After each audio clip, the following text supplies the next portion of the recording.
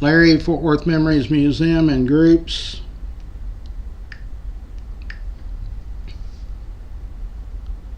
Let me see if I can pick up the live feed here.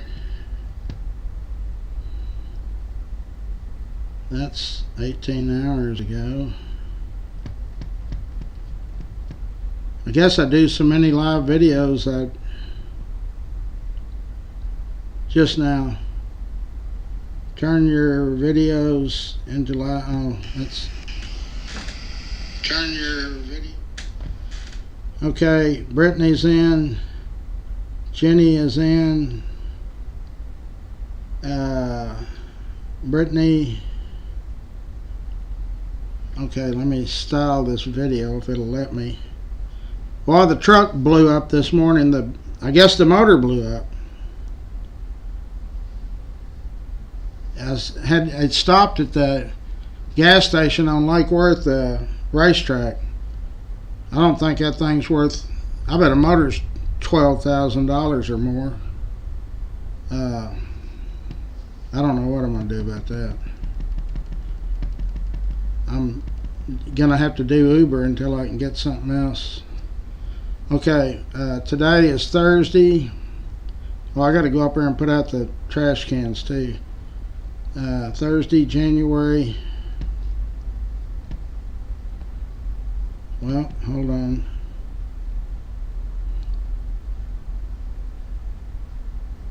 January 30th.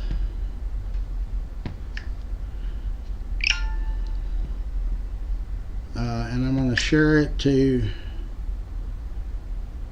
the internet and share it to memories and live videos. Okay.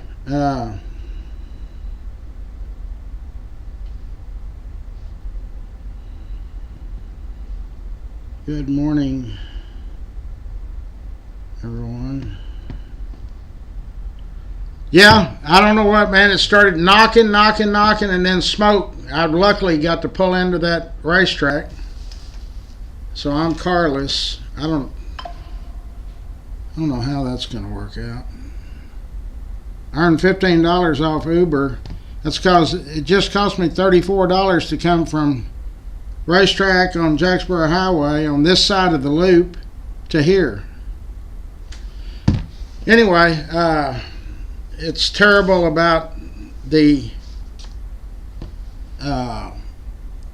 plane crash and helicopter collision.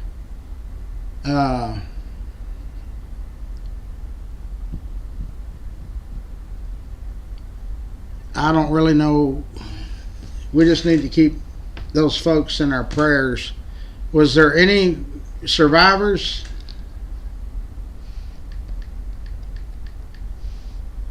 I'm going to see what the news says. I've been in the back of an Uber. I don't have news on here. Oh, there it is on the TV. I can't believe I don't have some kind of news on here. There's Bill O'Hara. I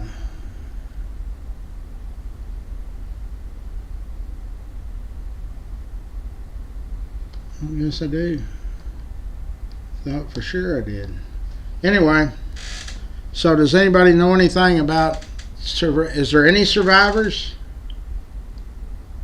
I mean, they've actually got it on a video where you see it looks like the helicopter flew into the plane. Is that what y'all kind of gathered up? Here's my news. Maryland's in. Moving from rescue to recovery. That means there's not any people survived, I guess. And there was what? The Olympic skating team?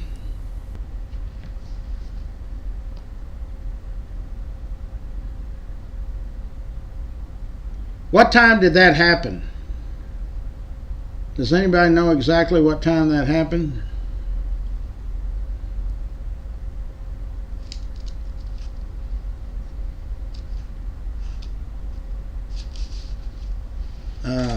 Pat Richard is in.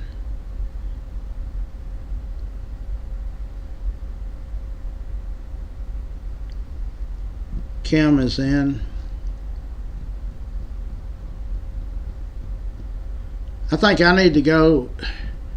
If you have stuff that goes on in your brain that's not the stuff normally, who do you go see? A psychiatrist or a psychologist?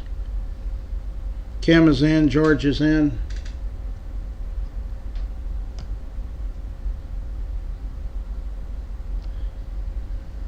Missy's in. You know, we were talking just yesterday about another plane crash. Anyway, kind of some strange stuff going on here. And what time are you? You're on the East Coast, so you're one hour ahead of us, right?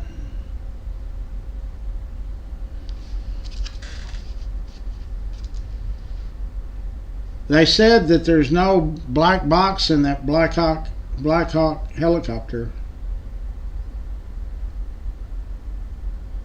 Wendy is in. Aaron is in. So there was, how many people were on the helicopter part? 8:48 Eastern. So that'd be 7:48.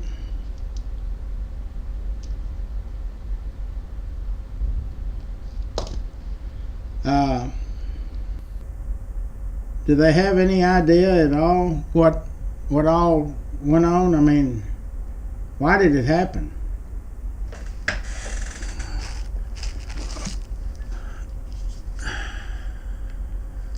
Bodies from that flight have been recovered. A total of 28, though, one from the Army helicopter. The chopper was a Sikorsky UH-60 Black Hawk. It's a four-blade, twin-engine, medium-lift utility. Latricia's in. Lynn is in. The Armed Services.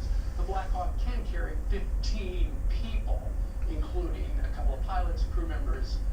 3 U.S. Army soldiers were on board at the time of. So there was 10 or 12 on that helicopter, right? I just got a note from somebody who's a pilot of these, and they say that those planes do not have the crash avoidance system. So let's bring in retired Black Hawk. No, the Black Hawk. What a horrible deal. Anyway, I don't know where we're eating yet Saturday. I might not be able to unless I get something worked out on it. Guess I can Uber it everywhere. Yeah, no kidding. Anybody got a car they need to sell or a truck? It appears that the Black Hawk just essentially flew into the plane that was on final approach. That's what I saw. Half an hour ago, we had Michael Waltz. The Black Hawk flew into the plane that was on final approach. Not the pilots were wearing night goggles, night vision goggles. Because night vision goggles, I know they affect your depth of Anyway, vision, but they Charlie's in. affect what you can see around you, right? That's true. It takes your normal field of vision from what you see normally down to about a 40 degree, and that affects each pilot in the front. And when you have one crew chief on the back, you essentially got one side of the aircraft where a good chunk of it you cannot see beyond. Man, horrible deal. It's a relevant point to know whether or not they went unaided, which is just basic night flying, or under. That was a horrible deal. One of the concerns here too, based on just purely from the video that I saw, that everybody here is also seeing. Hey, Bill O'Hara's on here. Bill, were you a member of Ridgely Country Club back in the day? Where they're supposed to fly by altitude and by left and right limits. If they went too high, that's a possibility. In the 60s. Run into an aircraft that, these are all hypothetical. I'm trying to find somebody that was a member of Ridgely Country Club. 67 exactly. And I guess Rusty wants to know where we're having lunch, and I don't know yet. based on what the radar says and what the transcripts say from the tape. It's raining here, and I guess gonna rain all day. Who will ever know, because a Black Hawk like that does not have the cockpit voice recorder and other black box types Well, it says it's going to quit. External sources and witnesses to these things. It's raining when I got an Uber over here, On the Blackhawks, right? but tomorrow is not rain. There are only 3. And do these Blackhawk, these crew members, does one look out one side and one look out the other side? And they are down. Who all's on here? We got a lot of people in the on. blind spot? You know, anything's on the table right now. We're hell, we're already over 100 Certainly a possibility that could have been. between South Texas and here. Hold on, let me get my other phone. Both looking sideways, 90 degrees off from the front 2 pilots, and each one of them. If you're down to 3, which is normal, by the way, for a training mission, that is not We're at, usual. That one side has yeah, I got it. eyes looking Brittany, I at hadn't other aircraft or obstacles. figured out yet The Blackhawk is legal to fly with just 2 pilots. That is what the deal is on the lunch. 3 of them in 3. We got some time on that. Absolutely normal. 4 is considered So we've got combat mission capable. 18 on the Metroplex and 89 on the South Texas feed. National Security Advisor Michael Waltz on earlier, and immediately in my mind, when they were talking about it being a training exercise, It's pretty good. 6 o'clock or 7 o'clock in the morning. You already got 120 or 30 people on here. Sandy's in. and my mind just goes, Yes, ma'am, I did. I got your text. So there's no special. stress safety. That 2 for 25. I guess they just leave that out there to bring people in, and then they don't give it to you. And 2 pilots there. Does that concern you in this moment that they're so well trained that an oversight like this Uh, is just a freak accident? I don't know how to answer that. Well, again, It's called the Fort Worth 5.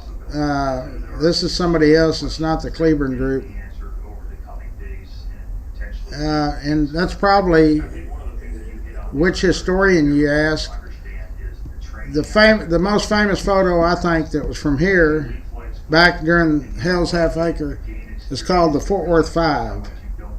That's the photo of Butch Cassidy, the Sundance Kid, Kid Curry.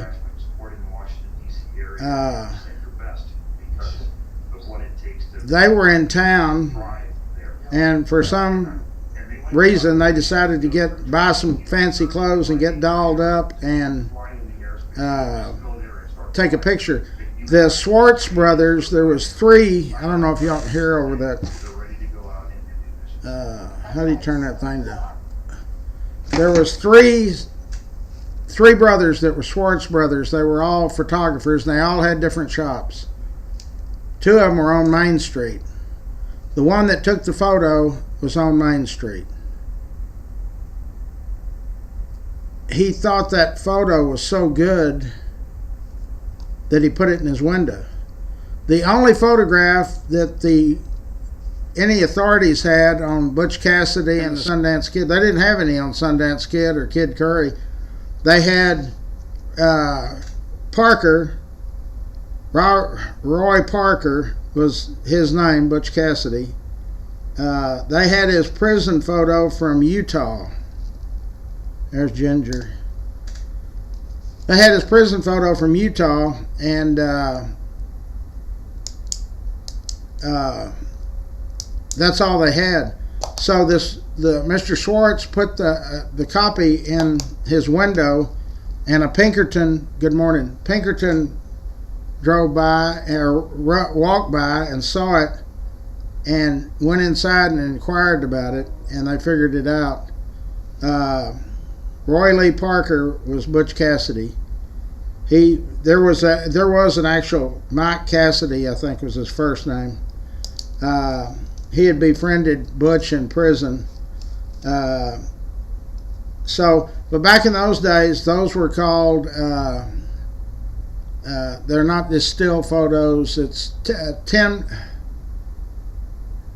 template. I'm not saying the right word. I've got several of them. But they show in reverse.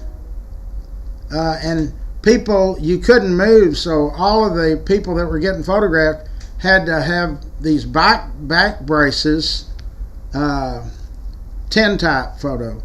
They have to have these back braces because if they didn't, if you're moving, then it screws up the deal. But it was a great photo. It's called the Fort Worth Five. All you got to do is Google it.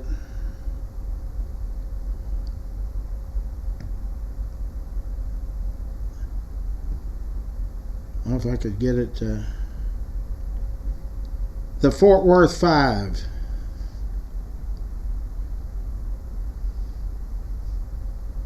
And there you see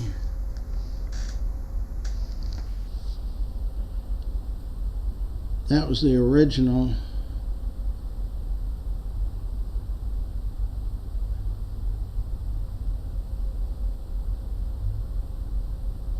I'd forgotten the girl wasn't in there. But anyway, that caused them, they then knew where or what these criminals looked like. And so Bass Reeves, when Taylor and them did that deal on Bass Reeves, he was really amazing because bounty hunters back then, there was very, very few wanted posters. If you go on eBay and you see, oh, this wanted poster's $500 or whatever, they're almost all fake. There was never a wanted poster for Jesse James or Billy the Kid. Billy the Kid, they ran articles in the newspaper, but it didn't have that photo until later.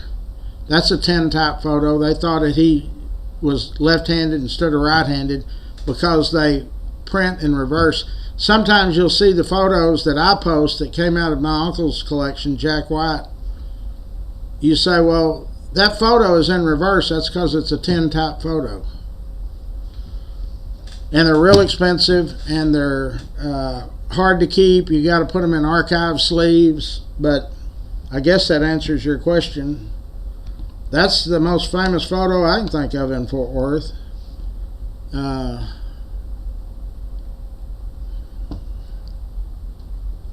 You thought it was what? The parade for Alan Bean? Oh no, that there's a lot of photos that drew more attention than that photo. I guarantee you when Stevie Cruz or Don Curry came back when they had, or Paulie had those parades, those were pretty, there's a lot of photos of that too. But that's the only photo that I know that you might be talking about. And it's called the Fort Worth Five. Okay, so we're done with that. And now the Cleburne group is... Ricky is in, Dub's in, Ginger's in, Sandy's in. Hell, we're getting close to 150 people between the two feeds. So the deal going to the stock show and riding the bus, that's out. Although it says it's not going to be raining at 9 or 10 this morning, but who knows.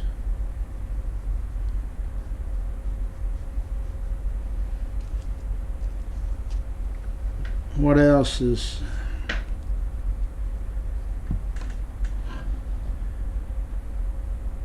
The original jail, that was on...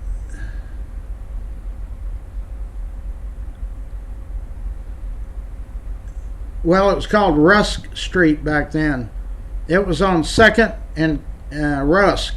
That's now Commerce. That was the first one. That was 1856.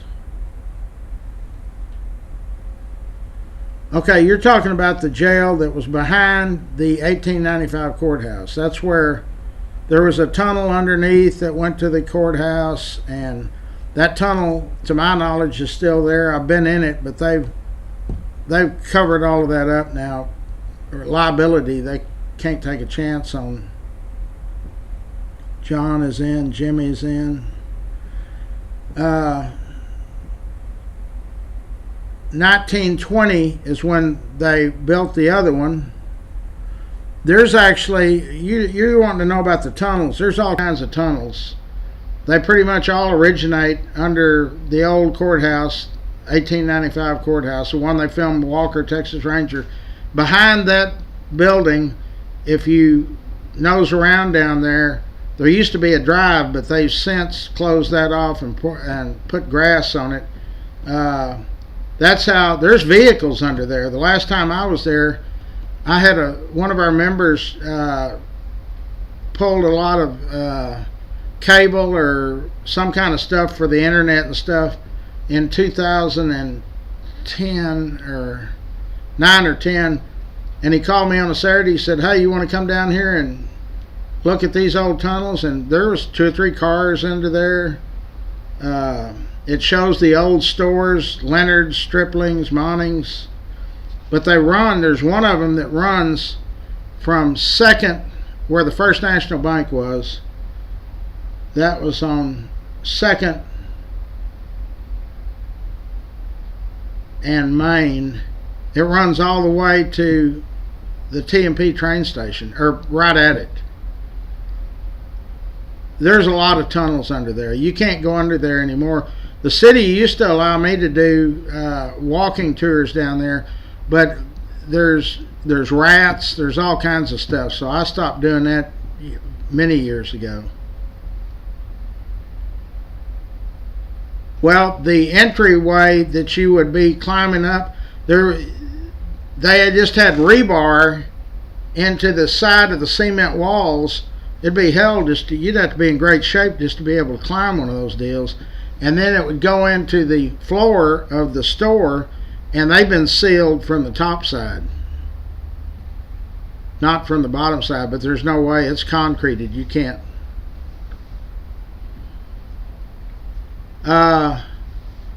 Maybe we can do that. They used to let me bring groups down there on Sunday and Saturday. Well, Sunday after church to tour the old 1895 courthouse. And the gallows are still there. They covered them with sand.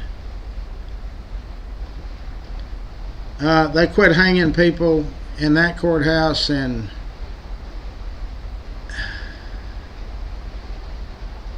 trying to think 1897 or 98. Then they just started using oak trees around the city. Kaylin is in, Colin's in, George is in, John is in.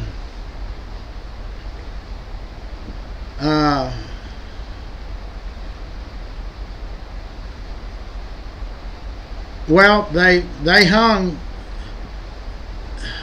the records that you can that we have seen says we hung 11 people in that courthouse, but I don't believe it. I think it was more like 3 or 4. Were they all African American? No. And there was a Native American Indian and his brother. We don't even know if it's his brother, but they hung them simultaneously. And I've never, to this day, been able to figure out what they were charged with.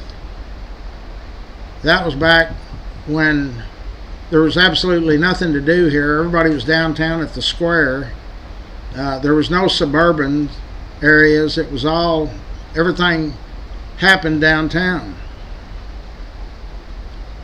Yes, ma'am. Thank you. I don't have a car, so I don't have nothing to be. I think the motor blew up on the truck this morning. Or I'm sure it did.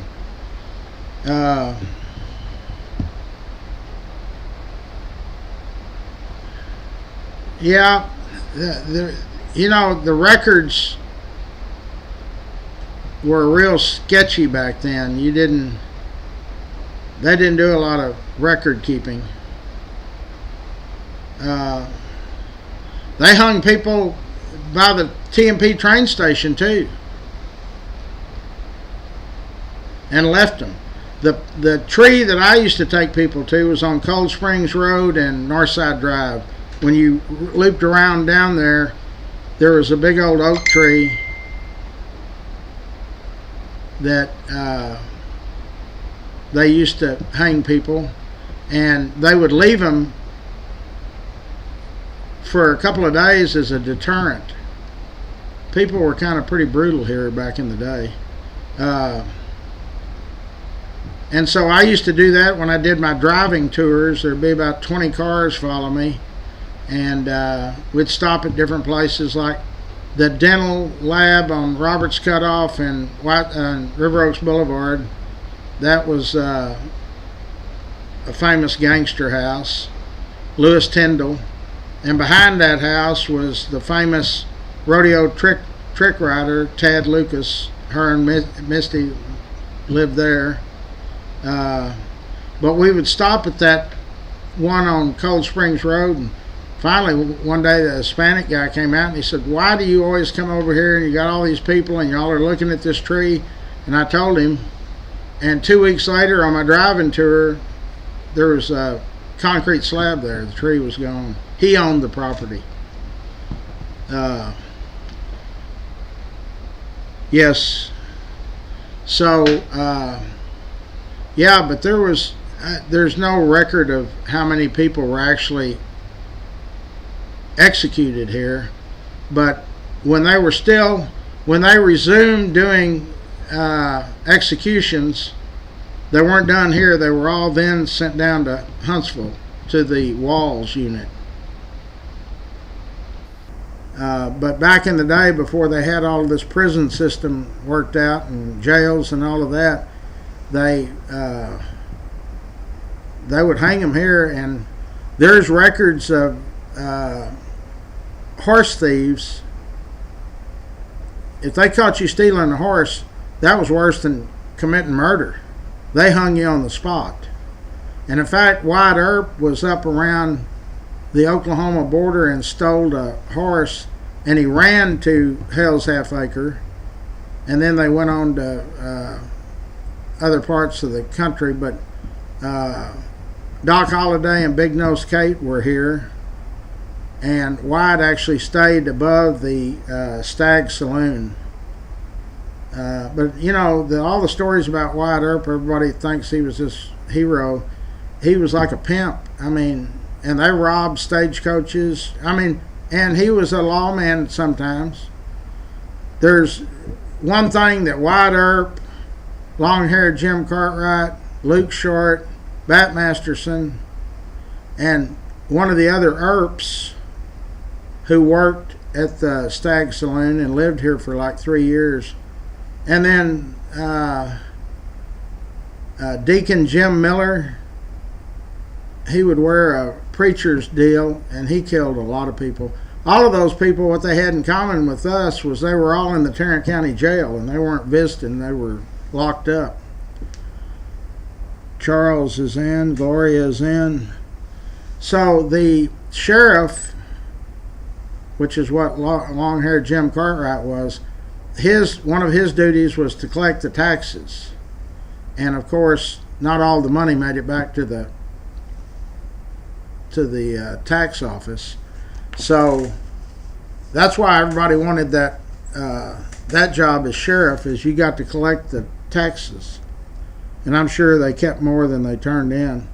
But at one time, in the early days, as soon as the Chisholm's Trail started here, before the railroad came in 1876, there was, in the Hell's Half Acre area, which y'all know it's 15, 20 blocks, there was over 1,000 prostitutes on any Friday or Saturday night. And the sheriffs would fine them monthly, like a doing business tax. And there was 3 classes. There was the girls, they called them the crib girls. They operated out of little shanties, holes cut for windows, but there's no window there. They charged 25 cents. Then they had another group of girls that worked out of saloons, and they charged them, their price was 50 cents. And then the ones that had a madam and worked out of the El Paso Hotel, they charged $2.50 to $5. And so the sheriff, there was no industry here. We didn't have any source of income, so they would find the prostitutes, and they would get a cut off of the illegal gambling. Back then it was Pharaoh, and the city had a cut in all of it with all the crooked gamblers. There used to be, they told Luke Short at one time, the mayor and alderman, before it was city council members, they told Luke Short, because he was so well known throughout the country, they said, get some of your buddies in California to come here. We'll give them a building for free for the first 6 months, and we'll give them $5,000 startup cash. But here's the deal, the city gets 30%. So every time we'd have a new mayor, he would say, I'm going to shut down the whorehouses and the 24/7 gambling, and within 2 days he'd have to walk it back, because the people would say, if you expect to get paid, you got to get off that deal. So anyway, it was wide open. Benny's in. And that area, I'll post a map of it shortly, but where the convention center is now, basically that's where that area was. And it was called Hell's Half Acre. There's several stories as why it was called Hell's Half Acre, and I don't like the stories of any of them. But yeah, all of the gamblers. Cole Younger, when he got out of prison, he moved to an area where Texas Stadium used to be in Irving. That was a little community over there, and he had a house over there, or apartment, a room, and he would ride in a buggy over here on Thursday, and he would deal faro on Thursday, Friday, and Saturday. Hell's Half Acre here was not probably the most notable, but it was probably the one that there was more killings in. I mean, and plus another source of income, when the cattle drives would come through, they would come up through Rusk, which is Commerce, and come right in the middle of Hell's Half Acre, and all of the beer joints and liquor saloons and all of that, they would have people with little tables set up out inside on the sidewalks and do 3-card monte or the shell game. Those people that did that, they were like carnies. They stripped those cattle drivers out of every penny they had. So when they got back on the cattle drive, they didn't need any money because they were fed and you didn't have any rent or anything. So yeah, that was a way of life here for a long time. Richard Seltzer's got a book out. It's called Hell's Half Acre. I've got 2 or 3 copies, I think, here. But pretty much all of those gangsters, they all came through here. Sam Bass was here. Sam Bass and his crew would stay down in the acre, and then the stagecoach that went from Weatherford to the square downtown, they'd rob it once a week. So yeah, everybody knew him. The Pinkertons finally started hanging out here just on the chance. Like I said earlier, there was no photographs. These bounty hunters, I don't see Sam Bass, or not Sam Bass, but the other guy that they just did the movie on. He brought in like 1,000 people. I don't know how he ID'd them. I'm sure he brought in people that weren't who he thought they were. Michael is in. Yeah, we're praying for you. I do not know anything about a funeral for Renee. I'm sure it'll be done out in California. I don't think her son lives in California, and he came and got her here and took her out there when she stopped doing the chemo and got real bad. In fact, that photo I posted yesterday was June 29th of last year. And that was when we all ate down at Polito's when it reopened. Candace is in. Was who? Doc Alday, yeah, he was here. He and Big Nose Kate, they stayed for a couple of weeks. He was always on the run. He killed indiscriminately. He killed a lot of people.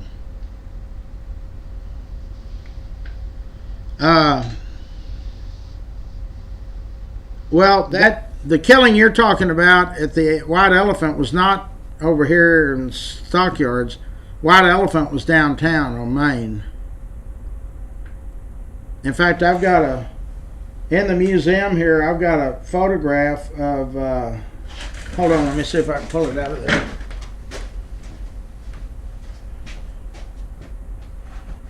Yeah, I can. I had this blown up. This is out of an 1890 Fort Worth University yearbook. And it shows 604 and 606 Main Street for the White Elephant. That was when Mr. Ward owned it. Then the other deal is Mitchell Company Jewelers. There was 3 jewelers. They were all on Main Street. G.W. Haltom and Mitchell, and then another one. But it says here W.H. Ward was the proprietor. He was the owner of the White Elephant and the restaurant. They did a lot of killings in there. So, but yeah, you can come down to the Stockyards area. There's a lot of interesting stuff down there if you hadn't been there. If you're planning on staying, you better check the prices. The Drover's about $900 a night for the cheapest. Nathan is in.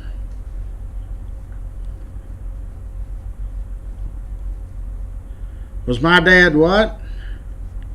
That was the jail escape in 1986. And no, he was already, they'd already killed him. No. You know, strangely enough, he was never really,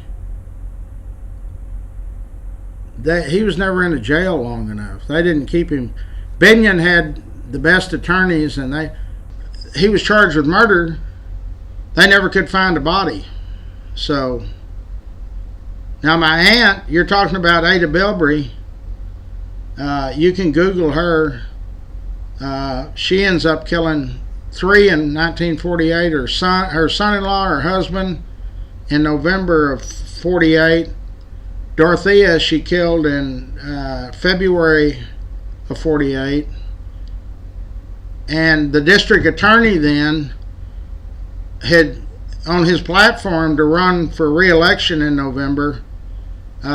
He had used her. He said, I'm going to get Ada Bilbrey the electric chair down at Huntsville. And he lost the election. So the incoming district attorney, she paid him off. She had a $10,000 life insurance policy on her husband, George Clark Bilbrey. And in 1949, you can buy a new car and a new house for $10,000. So the new guy dismissed the charges. A blind man could have convicted her. She kills husband too. His name was Glenn. In 1950, and then two guys that worked for the Roundhouse Cafe, or that were at the Roundhouse Cafe before it burned in 52. So she kills 6 and never spends a day in jail. Well, the assistant district attorney was Wes Williams' great uncle, I guess, Wardlaw. And they would drop the charges. They would say, oh, we don't have enough evidence. Well, a blind person could, I don't know. But no, my dad he was no longer on the planet.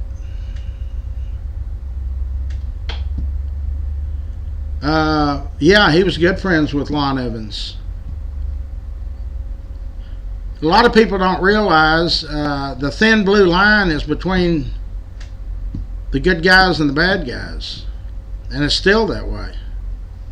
But you're trying to get at, my granddad on my dad's side brought the Maceo crime family here in 1922 or 3. and then my dad was with the Binions, and then I was with the outfit in Kansas City, the Savellas, Nicholas Savella.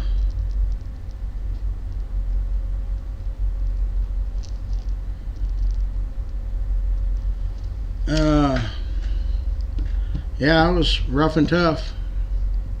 It was wide open for sure. I probably will start. That's one of my companies. It's called Gangsters in Cowtown, and I probably will start doing public speaking again on it. Usually, there's a lot of retired Fort Worth police officers that go. Some of them that used to dealt with my dad. Dora is in.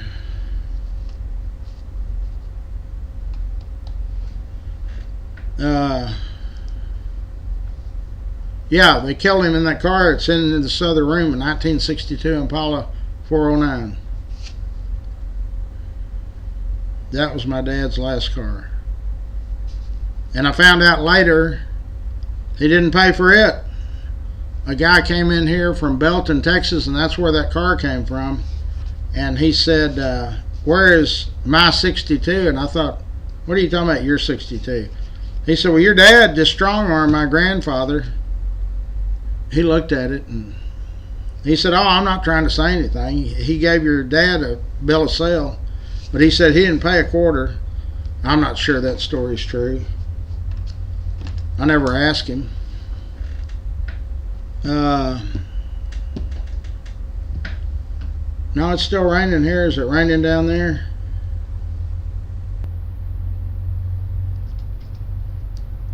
I am going to do the that sale again. I don't know when. Probably sooner than later now. I have to put some stuff together to go get another whatever. Anyway,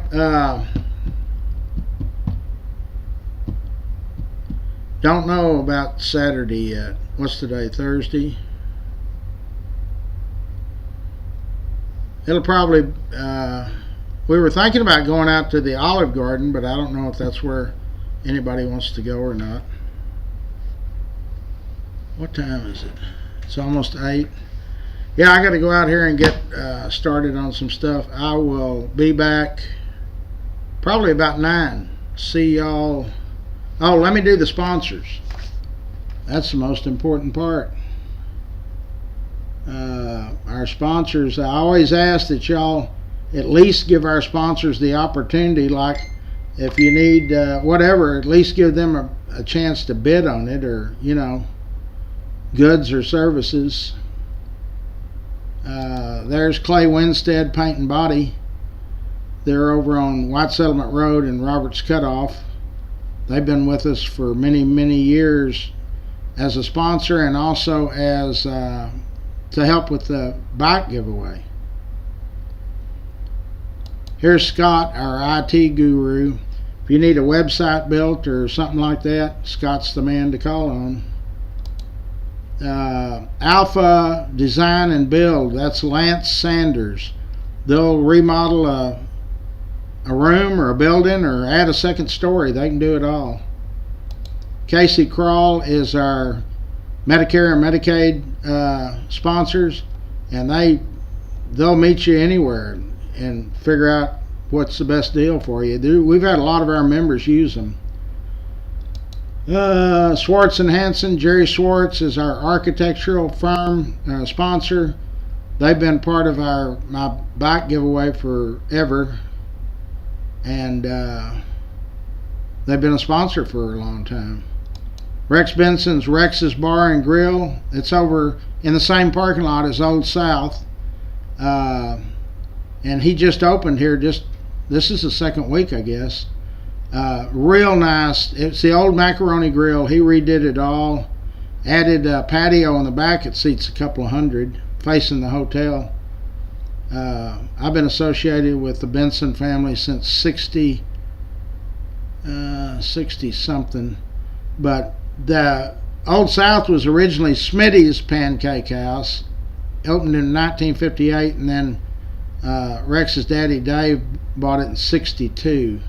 It's been in the Benson family ever since. Raines Plumbing, That's our plumbing sponsors, and they family owned, and they've worked on a lot of our members' stuff. There's Charlie Guerin, Railhead Barbecue. Charlie is on the board of Larry's Kids, and he's also been a long-time sponsor.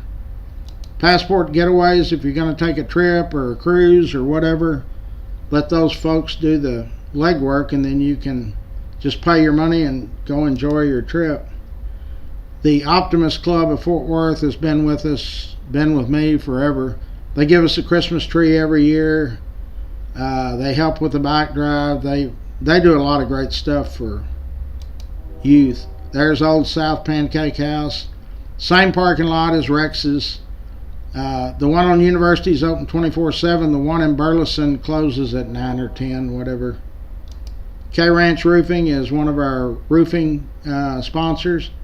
They do a fantastic job. They've done a lot of roofs. Jorge Hernandez, and the office manager is Bree, and she'll set you up and get somebody out. If you think you got roof problems, they'll come out and look at it and not charge you anything. So give them a call. Jenny Stewart is our State Farm insurance lady. These insurances for car insurance is through the roof. Donna's in, Terry's in. So call Jenny with State Farm. They're a very well recognized insurance company. Brandon Cross Electric. When you need an electrician, you need to call Brandon. He'll send somebody right out. Fort Worth Lumber has been with me ever since I've been on Facebook, which goes back to 2010, I guess, and I did MySpace before that. But they've been a sponsor on the group and the bike giveaway forever. Express Dent, Dick Regester started that about the same time I started Classic 40-something years ago. So if you got hail dings, door dings, anything like that, Dick lives in Florida now, but his operating partner is Eric, and they're over on White Settlement. There's Dickie Carr Sand and Gravel. That's Pat and Richard Carr.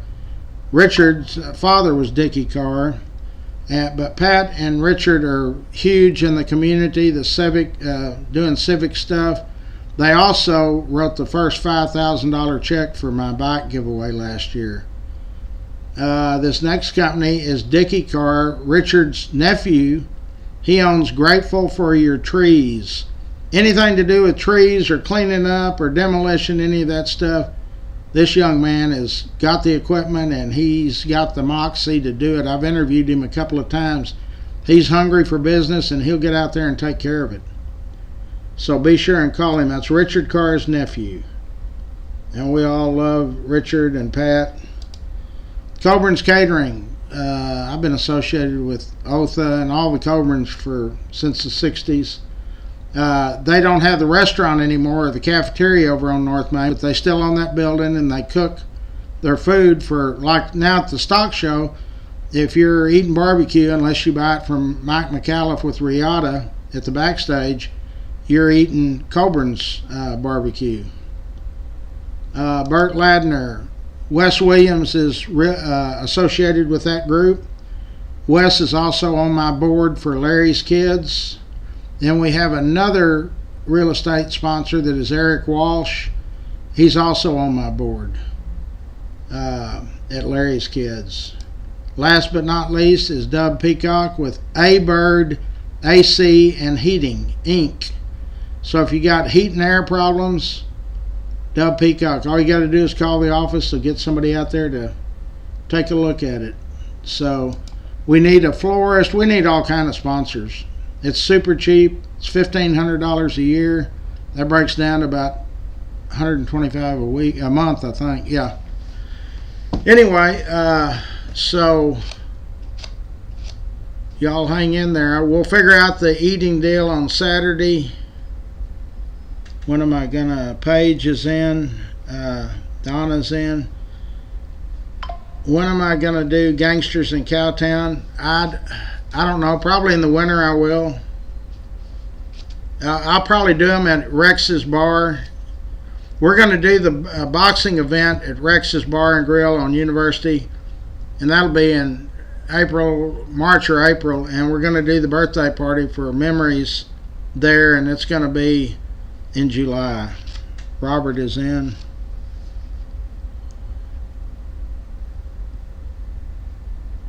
Both sides of my family were in the gangster business. Yeah. Well, I asked for one when I was a kid. My dad broke my jaw. So he wasn't too keen on... He dealt in lead and not bicycles. Okay, gotta go. See y'all on the next live.